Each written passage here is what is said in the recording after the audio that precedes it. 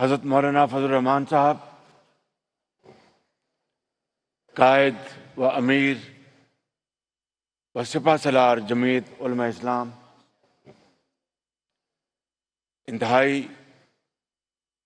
قابل احترام اکابرین،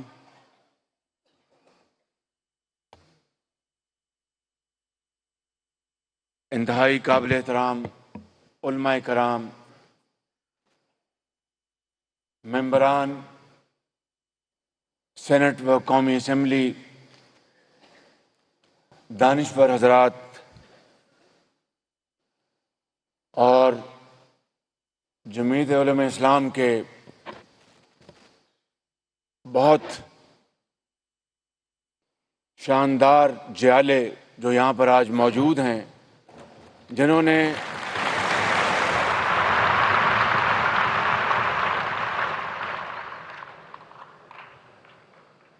اپنے پرجوش تالی اور نعروں سے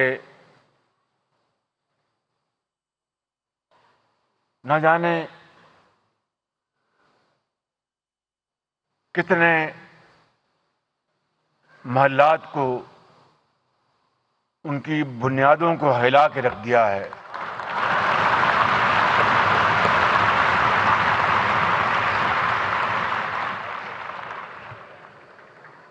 یہ عظیم الشان کانفرنس آج اس عظیم محقق، عظیم عالم دین اور عظیم رہبر کی شان میں منعقد کی گئی ہے، جن کے بارے میں ایک ذاتی واقعہ میں خود حضرت کی خدمت میں کئی مرتبہ عرض کر چکا۔ کئی سالوں میں میں نے کم سے کم 2-4 مرتبہ ان کو بتایا ہوگا کہ میں اس زمانے میں ابھی گورنمنٹ کالج میں 15ویں کلاس میں پڑھ رہا تھا، تو ایک دن میں لاہور کے پرانے ہوائی اڈے سے میں آ رہا تھا شہر کی طرف، تو میرے ساتھ ایک صحافی تھے، وہ اللہ تعالیٰ کو پیارے ہو گئے، وہ حضرت مفتی محمود صاحب کے بہت دیوانے تھے، بہت چاہنے والے تھے۔ میں نے اکثر یہ کہا ہے اور آج پھر یہ صدق کے دل سے کہنا چاہتا ہوں کہ میں علماء کرام کی جوتیوں میں بیٹھنے والا شخص ہوں۔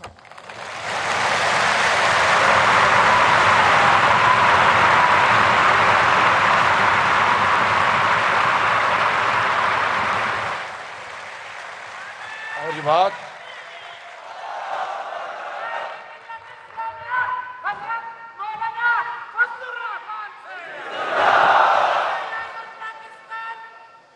اور میں نے یہ بتایا حضرت کو کہ ان کے عظیم والد گرامی، وہ سامنے سے مجھے آج بھی یاد ہے رنگ، تو گاڑی کا رنگ، وہ ایک نیلے رنگ کی گاڑی تھی، اور گاڑی کی ڈرائیور کے ساتھ حضرت مولانا مفتی محمود تشریف فرما تھے۔ آپ یقین کریں کہ ایک وہ ٹوٹی پھوٹی گاڑی تھی، ایک انتہائی سادہ، اس زمانے میں شاید ایسی گاڑی تو کوئی بھی رکھ سکتا تھا، اس گاڑی میں حضرت گزرے تو مجھے ان صحافی نے کہا کہ شہباز شریف وہ جا رہے ہیں مفتی محمود صاحب۔ میں نے کہا کہ یہ تو بڑے سادہ طبیعت آدمی ہیں۔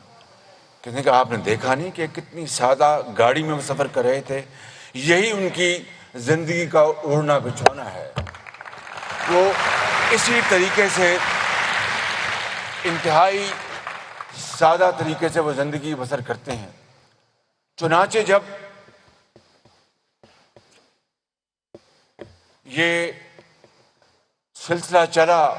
اور حضرت مفتی صاحب نے جب وزیر اعلیٰ اس زمانے میں صوبہ سرحد کہا جاتا تھا، پختونخوا پھر آ کے ANP کے حکومت نے اس زمانے میں اس کو پختونخوا صوبہ ڈکلیئر کروایا، تو اس زمانے میں مجھے بطور ایک طالب علم کی یاد ہے کہ مفتی صاحب کی جو حکومت تھی وہ مخلوط حکومت تھی، جن میں ANP شامل تھی، مرحوم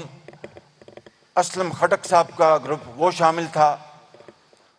اور اس طرح شاید کچھ اور اس میں پارٹیاں شامل تھیں، اور مخلوط حکومت تھی۔ اور جب جس طرح میرے بھائی امیر حیدر نے بتایا کہ صوبہ بلوچستان میں جب وہاں پر حکومت کو ہٹایا گیا، تو مجھے آج بھی یاد ہے کسی اخبار میں نے پڑھا تھا کہ حضرت مفتی صاحب احتجاجاً استعفیٰ دے کر اپنا سادہ سا سوٹ کیس لے کر اپنے گھر چلے گئے۔ اب بتائیے کہ یہ وہ بنیاد ہے، یہ وہ بنیاد ہے آپ کا جو زندگی کا جو مشغلہ تھا، وہ علم کو فروغ دینا، تعلیم و تدریس ملتان میں قاسم العلوم جو ان کا بہت عظیم و شان ادارہ ہے، وہاں پر حضرت مفتی صاحب نے ہزاروں بچوں کو تعلیم کے ہنر سے آراستہ پیراستہ کیا، اور انہوں نے قرآن کریم کی تفسیر لکھی، اور ان کے بے شمار اسلام کے دین اسلام کے فروغ کے لیے ان کی بے پناہ خدمات ہیں۔ مگر جب وہ سیاست میں آئے تو جس طرح یہاں پر مولانا فضل الرحمان صاحب نے فرمایا کہ جناب ذوالفقار علی بھٹو کے دور میں، ایوب خان کے دور میں، یحییٰ خان کے دور میں، مفتی صاحب کے سیاسی ان کی سوچ، اس کے حوالے سے ان کے اختلافات، لیکن انہوں نے کبھی گفتگو کا دروازہ بند نہیں کیا، اور انتہائی نرم انداز میں مگر بڑے پرمغز انداز میں انہوں نے گفتگو کو ہمیشہ خوش آمدید کہا، ہمیشہ اس کو سیاست کا ایک ایٹرنل فیکٹر کہا۔ یعنی ایٹرنل فیکٹر کو کیا کہیں گے، یعنی اس کا جزو لا ینفک، کہ گفتگو ڈائلاگ سیاست کا حصہ ہے، حسن ہے، تمام تر اختلافات کے باوجود۔ میں سمجھتا ہوں کہ یہ ہے وہ اسلوب، یہ ہیں وہ افکار جو کہ حضرت مولانا فضل الرحمان کے والد گرامی نے ہم سب کے لیے ایک رہنما اصول کے طور پر چھوڑے۔ مگر آج آپ دیکھیں، آج سیاست نے کیا کروٹ بدلی ہے۔ آج گالی گلوچ سے آغاز کیا جاتا ہے اور گالی گلوچ پر اس کا اختتام کیا جاتا ہے، لیکن میں آپ کو اس عظیم مجمع کو میں گواہ بنا کر کہتا ہوں کہ جس طریقے سے پرجوش طریقے سے آج آپ نے مولانا فضل الرحمان صاحب کا اور میرے بھائی جناب ہوتی صاحب کا، جس طرح ان کی باتوں کو آپ نے ان کی پذیرائی کی، اور جس جوش اور جذبے کے ساتھ میں فکر مند تھا اس ہال میں آنے سے پہلے، میں کئی مہینوں سے فکر مند تھا کہ یہ اس معاشرے میں جو زہر گھول دیا گیا ہے، اس معاشرے کو جس طرح تقسیم در تقسیم کر دیا گیا ہے، جس طرح اس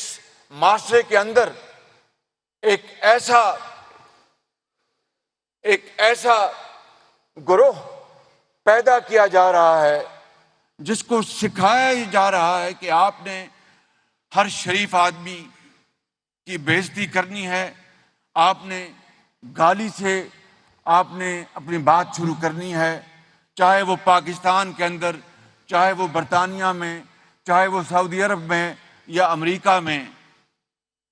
اور اس طرح آپ نے معاشرے کو تباہ و برباد کر دینا ہے۔ لیکن میں آج بلا خوف تردید کہہ سکتا ہوں کہ یہ پرشکوہ ہجوم دیکھ کر میں یہ بات، میرا دل گواہی دیتا ہے کہ آپ اس راستے کو بند کریں گے اور ایسے نظام کو آپ دفن کریں گے انشاءاللہ۔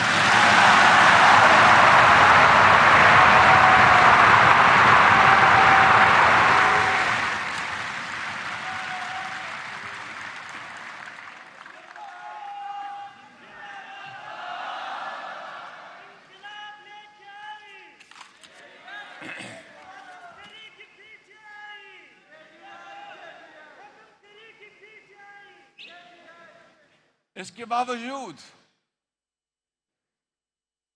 کے باوجود کہ وہ شخص غضب کی دھوپ میں شبنم مزاج رکھتا تھا، یہ ہے وہ بنیادی بات جو ہمیں قرآن کریم جس کی ہدایت فرماتا ہے اور جس کی ہدایت ہمیں اسوہ حسنہ سے ملتی ہے۔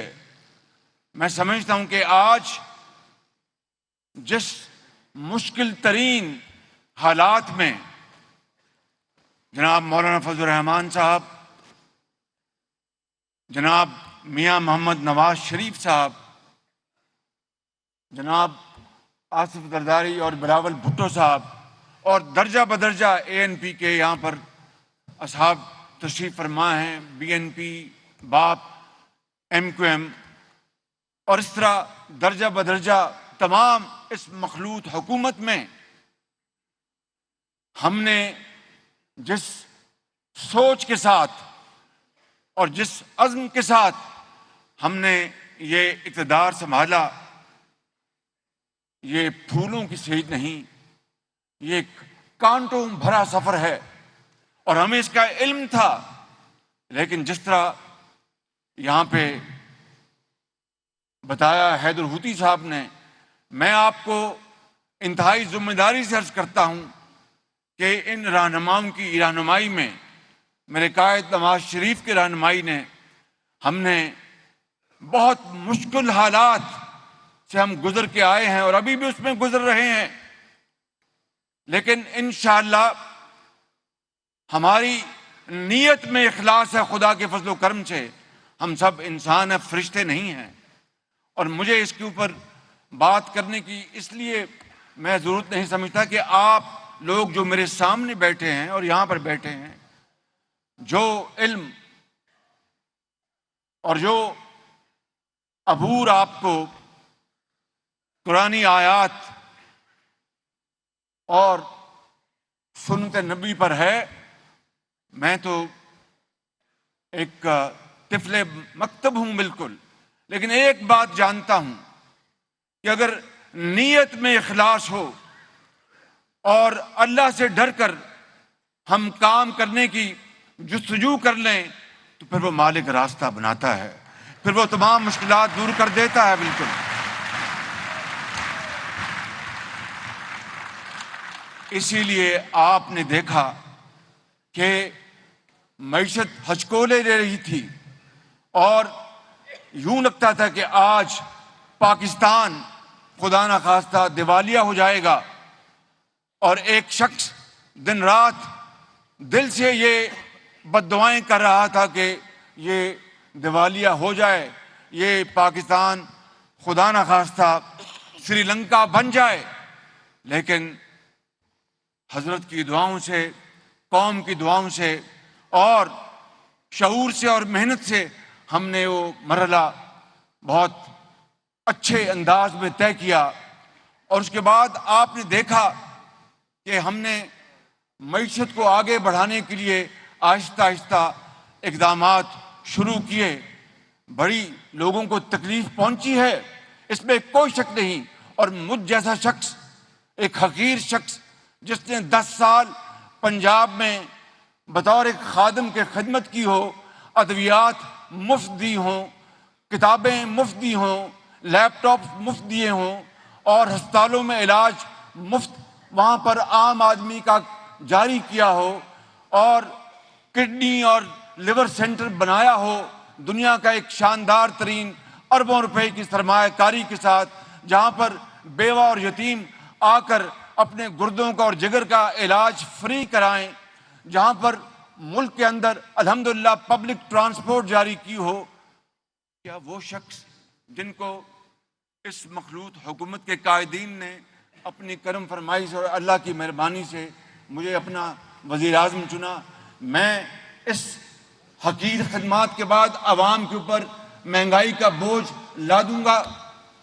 یہ کیسے ممکن ہے؟ لیکن پچھلی حکومت نے جو بددیانتی اور بدنیتی کے ساتھ جو خرابیاں کیں اور جو معاہدہ کیا، اس کی دھجیاں اڑائیں، ہمیں وہ بے بوجھ لینا پڑا. اور ہمیں پھر بہت ہی مشکلات کے بعد IMF سے معاہدہ ہم نے کیا. لیکن یقین کریں، جب 15 دن گزرتے ہیں، کیونکہ تیل اور اس کی پیٹرول کی قیمت ہر 15 دن تبدیل ہوتی ہے، تو 15 دن جب ہونے لگتے ہیں تو کم سے کم 2 راتیں مجھے نیند نہیں آتی کہ اگر ڈالر بڑھ گیا باہر اور تیل کی قیمتیں اور بڑھ گئیں، جو عالمی جو کشیدگی ہے، جو عالمی مہنگائی کا یہ دور ہے، تو پھر کیا بنے گا؟ لیکن اللہ تعالیٰ کا کرم ہے، یہ پچھلی مرتبہ بھی حضرت نے کوئی دعا کی اور پھونک ماری اور اسحاق ڈار صاحب تشریف لے آئے.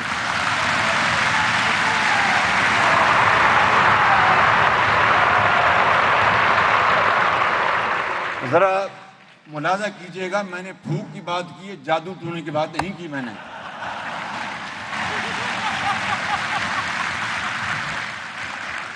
اور پھونک مارنا قرآن کریم کی تلاوت کرنے کے بعد تو بہت ہی ثواب کا کام ہے. تو خدا تعالیٰ کے فضل و کرم سے چونکہ نیت نیک ہے، وہ قیمتیں پچھلے 15 باروں میں کم ہوئیں. اب کل پھر ہم نے نئی قیمت جاری کرنی ہے، تو میں پھر حضرت کی خدمت میں حاضر ہوں گا کہ ایک اور پھونک مار دیں.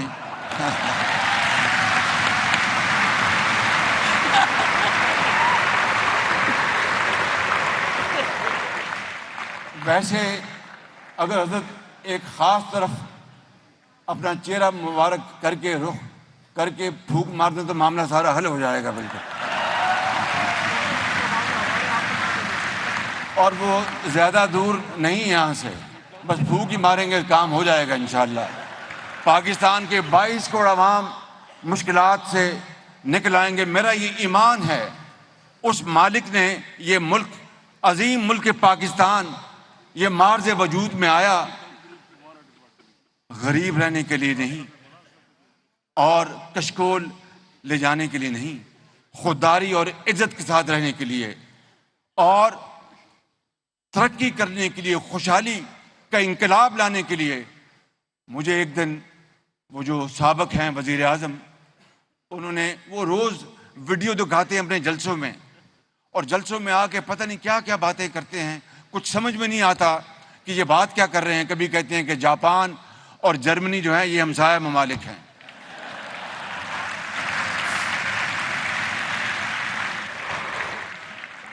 اور کبھی کہتے ہیں اور کبھی کہتے ہیں نہیں اور کبھی نہیں اور کبھی نہ بھائی نہیں، اور کبھی کہتے ہیں کہ مجھے پورا اختیار ہے، میں فیصلے سب میں خود کرتا ہوں، اور مجھے جنرل باجوہ اور فوج کی پوری مجھے حمایت ہے، اور میں دبا کے فیصلے کرتا ہوں، مجھے کوئی رکاوٹ نہیں. آج کل کہتے ہیں تو مجھے تو فیصلہ ہی نہیں کرنے دیا گیا. تو بھائی اگر فیصلہ نہیں کرنے دیا گیا تو 3.25 سال آپ کیا کرتے رہے؟ آپ تو یہی کہتے رہے کہ مجھے پورا اختیار ہے، میں مختار ہوں، تمام فیصلے میں کرتا ہوں. میں آپ عالم دین ہیں، بہت اللہ تعالیٰ سے آپ سب لوگ ڈرنے والے ہیں، صبح قرآن کریم کی تلاوت کرتے ہیں، فجر کی نماز کے وقت آپ سجدہ ریز ہوتے ہیں، ہم سب. میں آپ کو گواہ بنا کر کہنا چاہتا ہوں بلا خوف تردید کہ ایسا جھوٹا شخص خدا کی قسم میں نے اپنی زندگی میں نہیں دیکھا. بالکل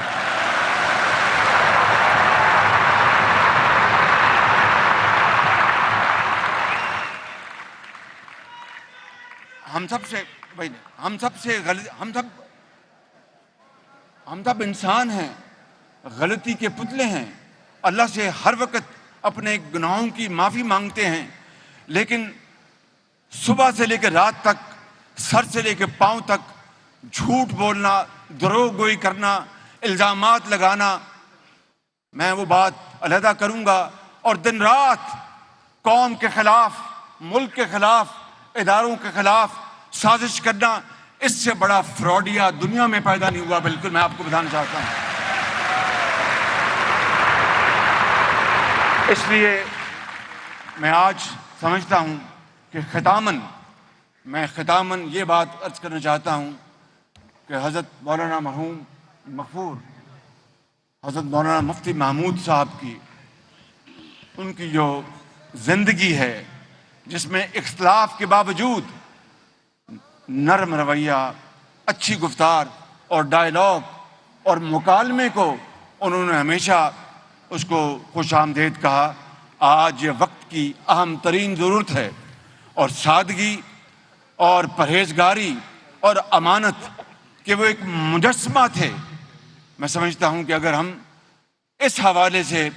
اگر ہم ان کی جو بتائی ہوئی ان کی جو تعلیمات ہیں ان کے اوپر غور و فکر کریں اور اس کے اوپر عمل پیرا ہوں، تو یہ ملک پاکستان انشاءاللہ ایک عظیم ملک بنے گا. اللہ تعالیٰ سے ہم سب دست بدعا ہیں کہ وہ اللہ تعالیٰ اس پاکستان کو عظیم بنائے، اس کو ایک صحیح معنوں میں اسلامی رفاہی مملکت بنائے. پاکستان زندہ باد. عمران خان جیسا جھوٹا اپنی زندگی میں نہیں دیکھا. کہتا ہے مجھے فیصلے کرنے نہیں دیے گئے. کل کہتا تھا کہ میں خود فیصلے کرتا ہوں، آج کہتا ہے میرے پاس اختیار ہی نہیں تھا. خاص طرف منہ کر کے مولانا پھونک مار دیں، مسئلہ حل ہو جائے گا، ایسا کہا. کانفرنس سے خطاب کر رہے تھے وزیر اعظم شہباز شریف.